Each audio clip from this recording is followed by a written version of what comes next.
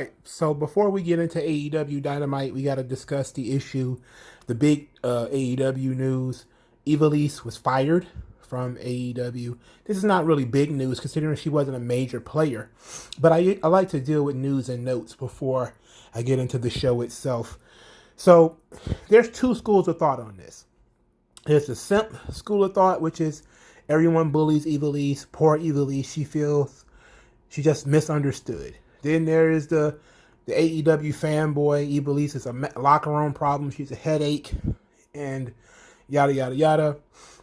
She deserved to be gone anyway. Some people are just reflexively defending AEW. Some people are just reflexively defending Ivelisse. I look at this position from this position. Ivelisse is only the fourth person that's ever been fired from AEW, and two of those four were overseas during the pandemic. So of people who are actually being used and was fired, she's only the second person that's ever been fired from AEW. And the person who was fired before her had to sexually abuse women in order to get fired. So that should tell you how much they've probably been putting up with Ivelisse. Secondly, the thing with Ivelisse, she probably should have been fired when she did the shit with Thunder Rosa. When she sat down in the middle of the ring and basically decided she wasn't going to cooperate anymore, she probably should have been fired right after that. So Tony Khan has actually been quite generous in keeping her around as long as he did. I personally wouldn't have kept her around that long. But let's get into this. Because on April 13th, Ivelisse tweets out that she spoke up about mistreatment and then was fired or was let go. And when she was initially asked by various wrestling websites if she wanted to elaborate about what happened, she said, no, I spoke up about mistreatment and was let go. Later, she, I guess because people kept pestering her, she said that she was mistreated by a coach and that she got suspended and left in limbo and was not used.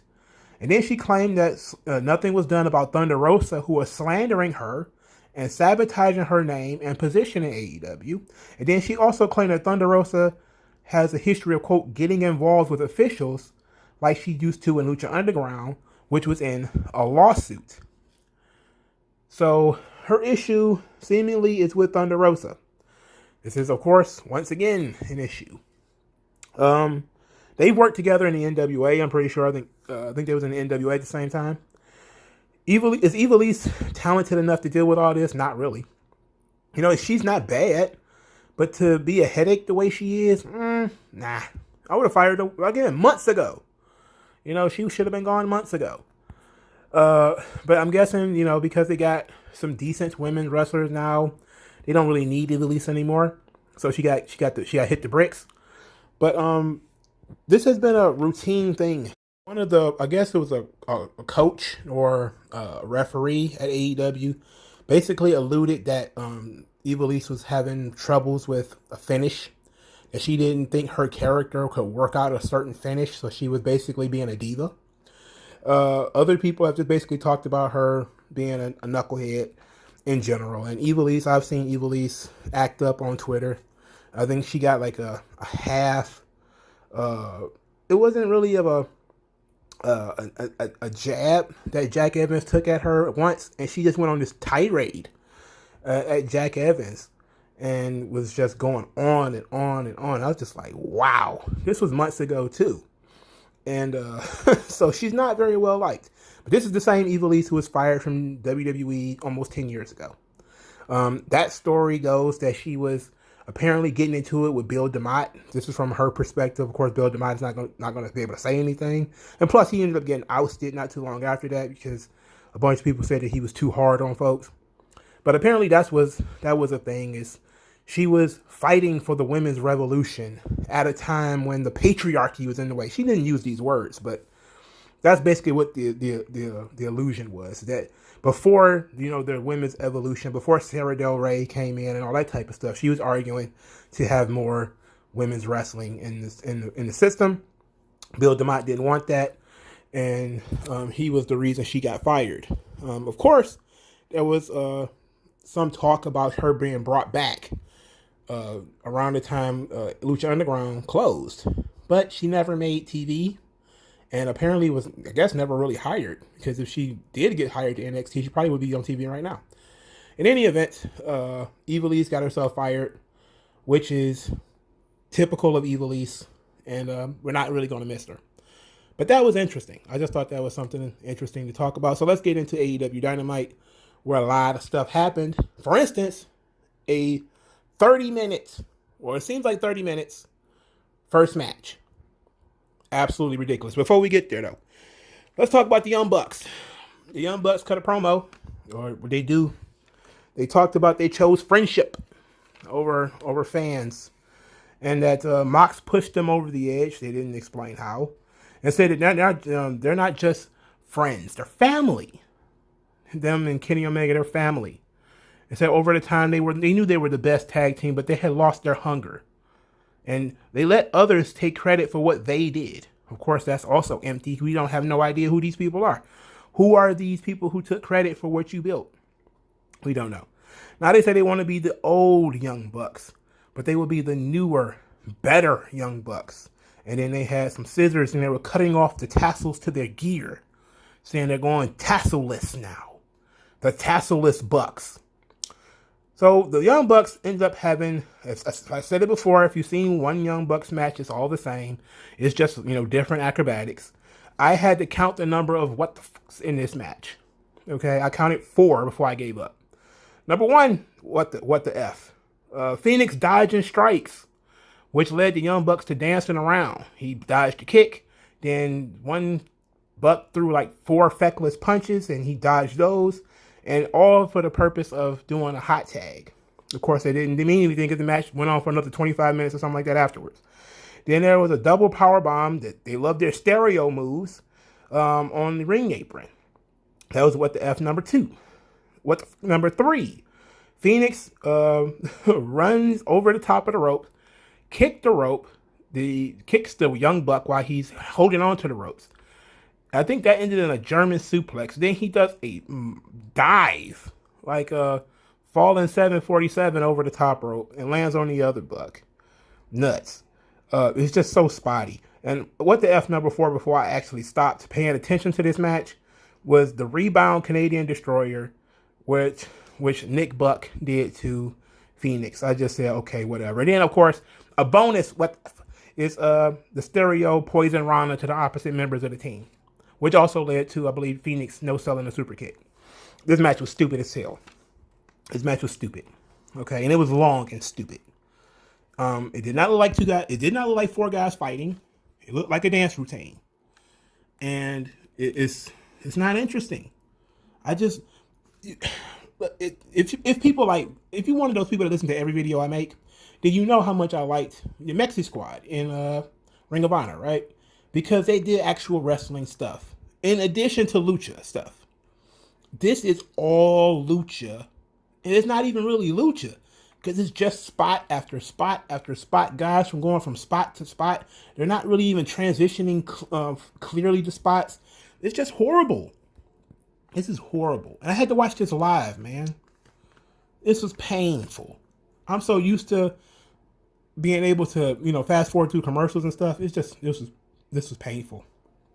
The Young Bucks suck. And to continue with the Young Bucks, they had a promo with Don Callis later. Don Callis was talking about, oh yeah, the Young Bucks are back in the fold, but that's just the beginning. And then Omega said that, they haven't changed. Nobody's changed. That, the fans wanted them to be like them, non-athletic and something or other. I was just kind of like, oh. But he says that, they're not like them.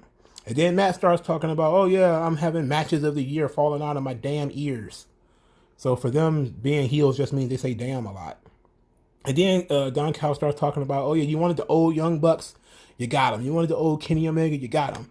But there's still more to come. And then he super kicked the cameraman. For a reason, well, he didn't super kick the cameraman. I believe Matt Buck did. I don't know if his name really Buck or not. Matt Jackson, I think. I was just kind of like, oh my God. Oh my God. It's like Sunday school students trying to be bad boys. I don't get it, man. They suck. Why are y'all fans of the Young Bucks? Like, there was zero wrestling in the wrestling match. And it went 30 minutes. And there was zero wrestling in the match. I don't remember seeing a single wrist lock, a single lock up, a single like arm drag or leg drag or nothing like that. It was just guys, randomly throwing punches and super kicks. Guys flying all over the place. I don't get it. I don't get it. Maybe it's not for me. Maybe it's not for me to understand. But I don't get it. All right, so let's go back to the beginning of the show. See, Mike Tyson talked about being the enforcer. He said, I'm so delighted about being the enforcer. I can't wait, And then MJF showed up. And then MJF, has to remind everybody how young he is by saying that his dad told him that Mike Tyson used to be a big deal. And said that Chris Jericho is really your enemy. And I'm not asking you to cheat. I'm just asking you to be on the right side of history. Then he gave Mike Tyson a blank check. Which Mike Tyson ripped up, chewed up, and then spit at MJF. And then MJF made a comment like, I don't want you to make any regrets, but I'm sure when you look in the mirror, you can see one, which is, of course, a jab at Mike Tyson's face tattoo. Which, of course, I think it's been 20 years since he got it. Still stupid. But I like this. I like that MJF was trying to buy off Mike Tyson, even though this match is not that important. This match was not important enough for you to try to buy off Mike Tyson. But I don't mind it. I just think that they just wanted MJF to be on screen with Mike Tyson, which is a good thing. You want to mix up your young guys as much as you can. So that was a positive. Later in the show, we got Chris Jericho and Mike Tyson.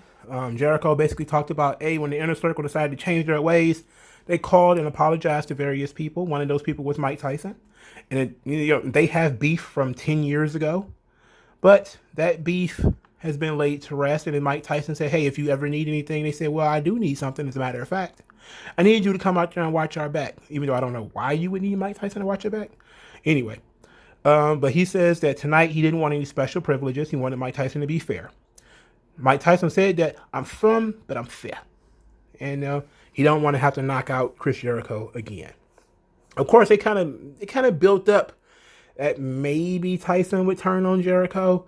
Maybe Tyson would side with the Pinnacle. Maybe.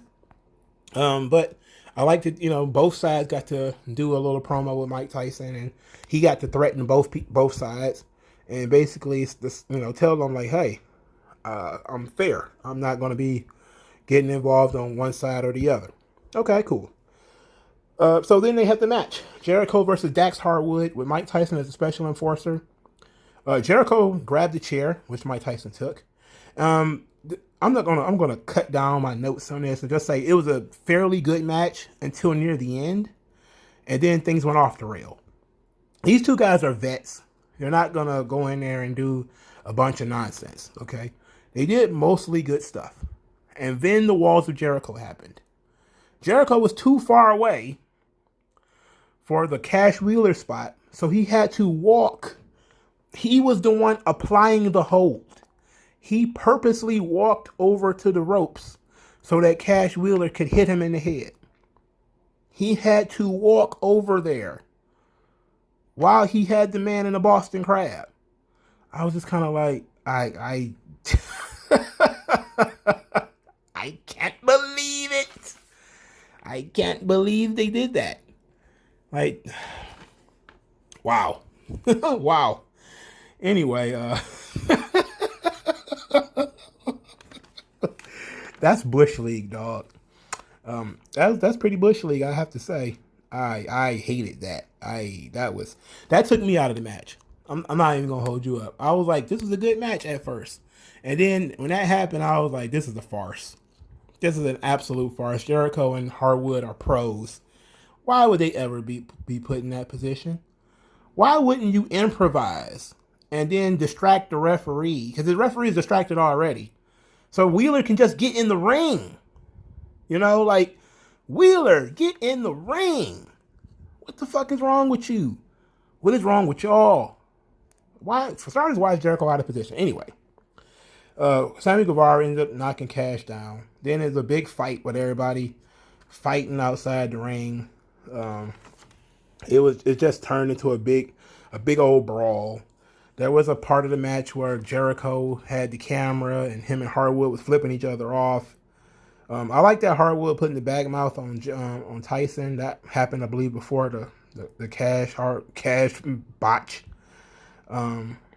So, and of course Jericho wins with the Judas effect. And then after the match, Jericho announces to the world that Mike Tyson. Oh, I forgot to mention, Mike Tyson punched out Cash Wheeler. Okay, so Cash Wheeler was interfering with the match, which of course he would because that's his tag team partner. And he kind of threatened to hit Mike Tyson with I think it was a chair or a bat or something. And Mike just popped him, boop, and he went straight down. What they should have done last week. That's exactly what they should have done last week. So Jericho got his new buddy Mike Tyson. So he announced that Mike Tyson is now an ancillary member of the Inner Circle. And so we got Mike Tyson as a member. Well, he was a member of DX. Now he's a member of the Inner Circle. And I didn't cringe, but I was just kind of like, of course he is. Jericho is smart. Jericho is smart enough to know that, get the rub. It's not every day where you're Chris Jericho and you get a rub. You take the rub. Tyson is mainstream. Take the rub. I mean, he's 50 and, over the hill, but take the rub. He's still a very well-known celebrity that a lot of people like, and he's found a new fan base with his podcast, especially when he decided that he was going to confront Lil Boosie about Lil Boosie's homophobia, or quote-unquote homophobia, quote-unquote transphobia, and saying things that he shouldn't say. That garnered him a lot of the right people who like Mike Tyson now. Of course, there's still a lot of people who like, he's a convicted rapist. But, he's always going to be a polarizing figure. But Jericho is smart to get his face and Mike Tyson's face close to each other as much as possible. And we'll see how what this does in the future. But I would have think that it should have been, the problem with it is that Hardwood is not a legitimate singles wrestler. I saw some wrestling account. They was like, oh, you see the difference between, they still doing the whole wrestling war shit, right? AEW treats tag team wrestlers like legitimate singles guys. I'm like, Hardwood lost to fucking Jungle Boy. He's not a contender against Jericho. Come on, bro. This match is all about getting Mike Tyson's face on the screen. Stop being stupid and stop thinking other people are stupid. All right? This Dax Harwood did a clean fucking job for Jungle Boy. Of course he's losing to Jericho. Come on, man. Well, he's competitive. What the fuck? Who cares? It's ridiculous. All right, so the second match was Jade Cargill versus Red Velvet. Red Velvet is cute. She is a good-looking young lady. Her body punches were hilarious. Those body punches, man, oh man. She she punched like somebody who doesn't throw punches. But I like that. I like her intensity. And I like that, the gusto. She went for it. It was unique. And she went for it. Now, you body punching somebody with Jay's abs, especially with those punches, probably a bad idea. But it's a unique way of trying to do these things. Of course, there was a spot where Jade Cargill did a fallaway slam where she grabbed Red Velvet outside the ring and threw her over the barricade into the crowd. So everybody got to go down. And, of course, Red Velvet lost this match because, of course, she did. She never wins anything. So, like, the idea of her being a competition is silly. She's just not competition. It's basically an extended jobber match with some heat. They just put some heat on the jobber match. I can say that I think Red Velvet might have actually hit her standing moonsault this week. That AEW Botches YouTube channel, which is also an AEW Botches Twitter account, they have they have reminded us again and again that Red Velvet is not good with that standing moonsault. But she actually, I think she hit it this time. She didn't hit the moonsault from the top rope though. She, her chin bashed Jade Cargill in the back. But gotta give the girl, she gets a B for effort. Okay, Red Velvet has some of the intangibles as far as she has some intensity. She has some fire. You know, she's smaller than Jade, so she has to have fire. She's got that. She's got a little bit of attitude. She looks a lot like Brandy, which is probably not a good thing for her. But there's something there with Red Velvet. And I know everybody says like, "Oh, Jade Cargill she's the star." I'm like, okay, yeah, maybe. Cause I think that there's a difference between you presenting somebody as a star and them just being a star. I think Jade is mostly presentation, if we're being honest. She hasn't wrestled anybody else, so it's hard to tell. But this match wasn't as offensive as the first match, if we're being quite honest. The first match with the Young Bucks and Phoenix and Pac was absolutely offensive. Then we got Britt Baker making fun of the rankings, talking about the ranking system, about Red Velvet just lost, so she's going to be going down the rankings. So that means Britt Baker is going to go up, and until she's the number one contender, you can find her on Elevation, AEW Dark Elevation, getting her wins up. And I was like, okay, whatever. Then we got Anthony Ogogo versus Cole Carter, and what is the most hilariously bullshit finish. I think on a show like this is a hilariously bullshit finish. Allow me to explain why this is bullshit. The governor, Anthony Ogogo, the governor, the Olympian, right? He's an Olympic boxer, Olympic level boxer. You want to put over his punch. All right, I can respect that. We get him in the ring with this guy. I think the guy's name is Cole Carter. If I'm wrong, who cares? Then we get it. They lock up. Something. Ogogo throws a body punch. Right? Boom. One body punch. Guy goes down. Referee just looks down at the guy and is like, okay, that's it. It's over. It's over. Ring the bell. It's over. And I just said to myself, that's such bullshit. We just watched guys take power drivers out of weird positions. I just saw a dude do a springboard off the ropes and hit another guy with a power driver. You didn't stop the match. I saw somebody get dropped on their head. You still counted the 3 count. You didn't stop the match. People get hit in the head all through this bitch. Nobody stops the match. This guy gets hit in the stomach one time and you stop the match. You hit the guy in the stomach one time and you stop the match. How does that make sense? Let me try to frame this look, because I get what they were trying to go for. He's a boxer. You want to put over his punch. Okay. Here's what you do. You still have him throw one punch, right? But what you do is you have Carter try to stand up and he stumbles and falls down, right? Like like boxers do. Like when boxer is knocked out, they can't get their legs underneath them. So Ogogo throws a body punch, boom. The guy like, oh. And then Ogogo kind of, stands back. He gets back in the corner. The referee says like, get up. Come on, get up. And Carter tries to stand up. And he's like, oh. And as he's selling it, Gogo tries to move in. Boom, hits him again. He goes down again. And then the ref's like, come on, get up. Defend yourself. And then Carter can't get up. Or he never really gets on his feet in the first place. And then the referee stops the match because the guy cannot intelligently defend himself. That's how you stop the match with a punch, right? For starters, I wouldn't even use a body punch. It's kind of weird. You should probably do a punch to the jaw, but whatever, it doesn't matter. I was so frustrated by this because, one, I think Anthony Ogogo might have some potential.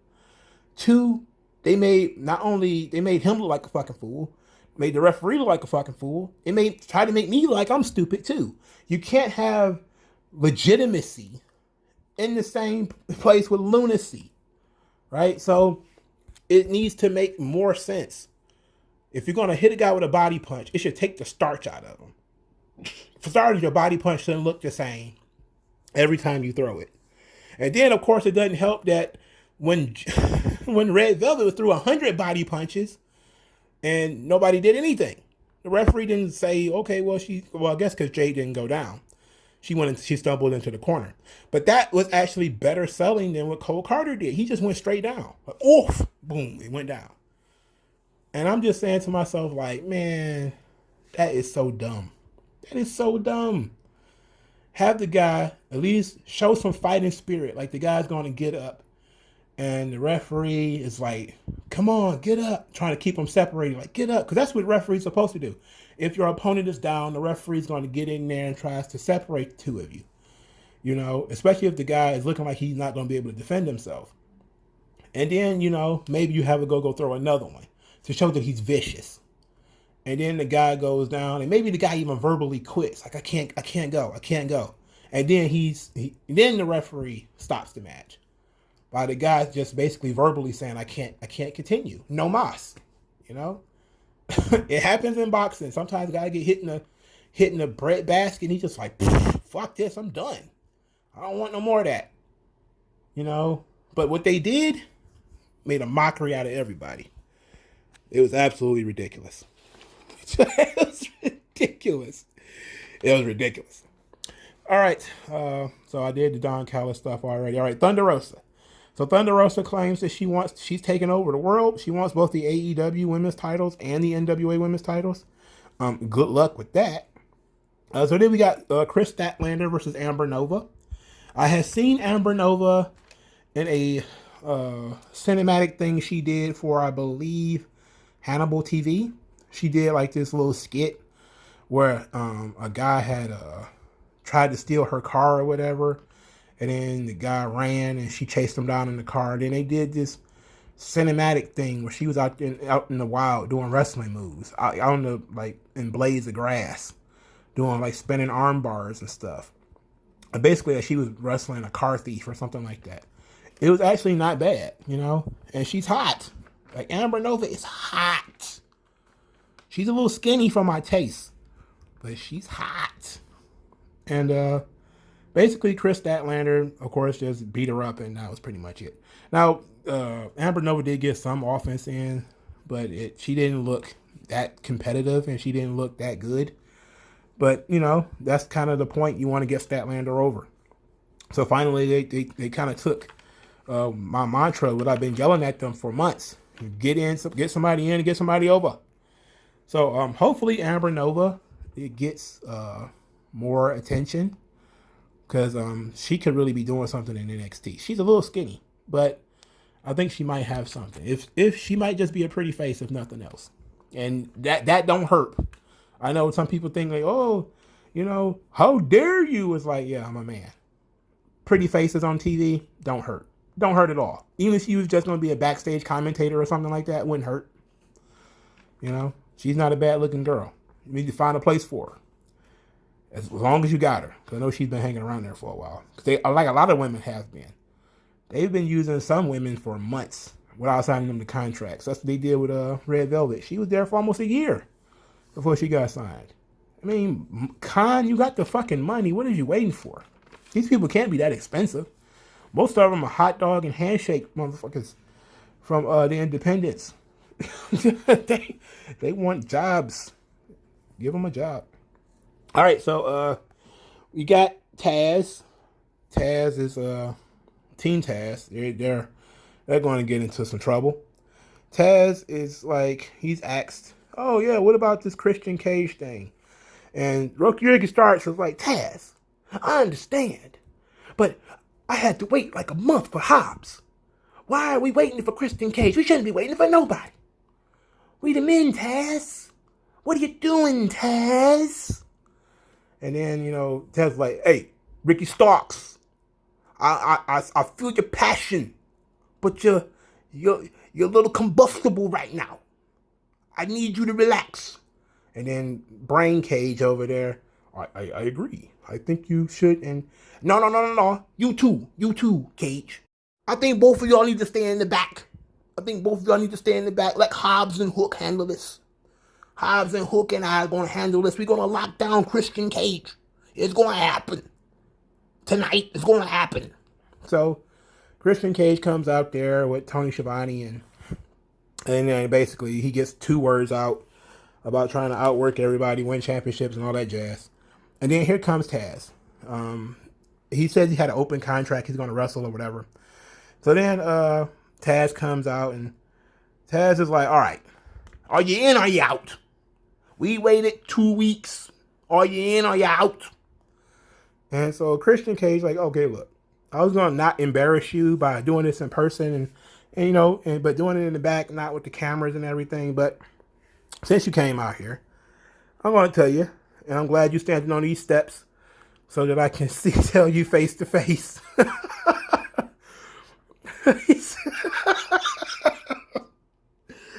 Well, my answer is no.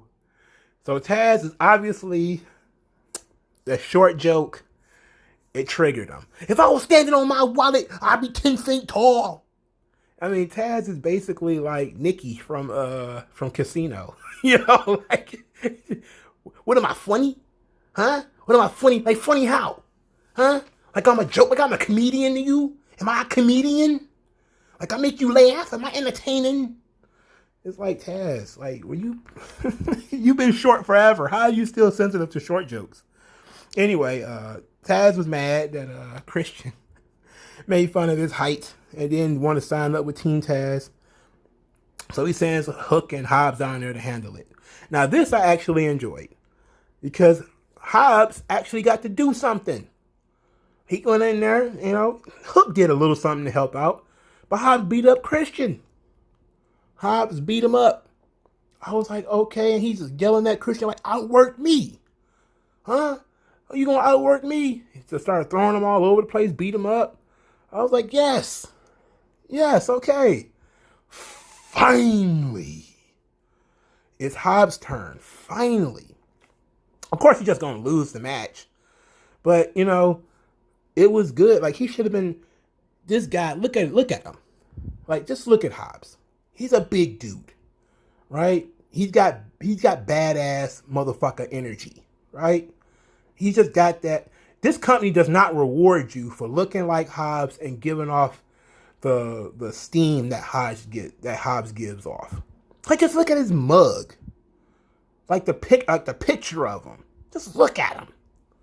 That's a scary dude. That's a bad motherfucker.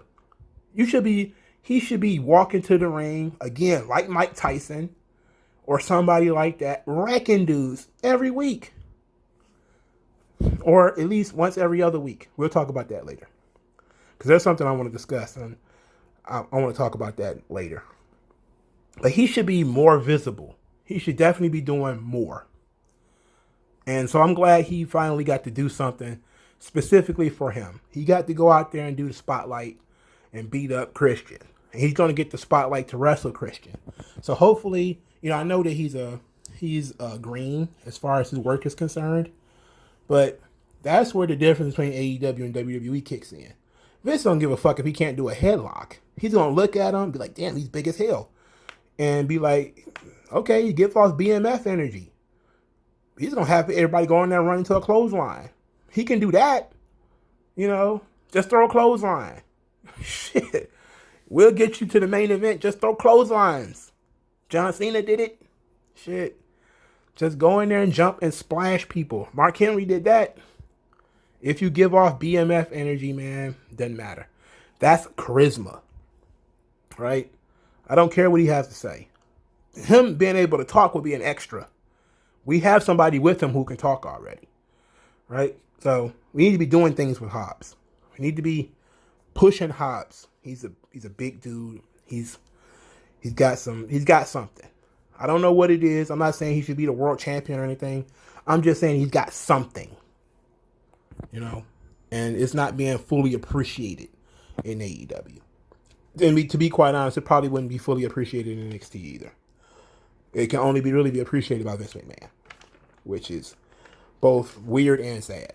Anyway, there was a vignette for Tai Conti versus Hikaru Shida, which will take place next week on AEW Dynamite. That's also where they announced Christian and Powerhouse Hobbs. I don't understand why his name is Powerhouse Hobbs, but whatever. So the main event, Matt Hardy versus Darby Allin. Now, I do believe this show is taped. If this show is not taped, we should, I don't know, like, if this show is not taped and it's live, you got to give Matt Hardy a lot of fucking credit for performing after his dad died. Because his dad just died, like literally a couple days ago.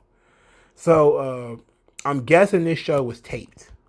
And I don't think Matt Hardy would have, performed a couple of days after his dad dying just to do a fucking job for Darby Allin. All right. I don't think that would have happened. So I'm guessing this was taped.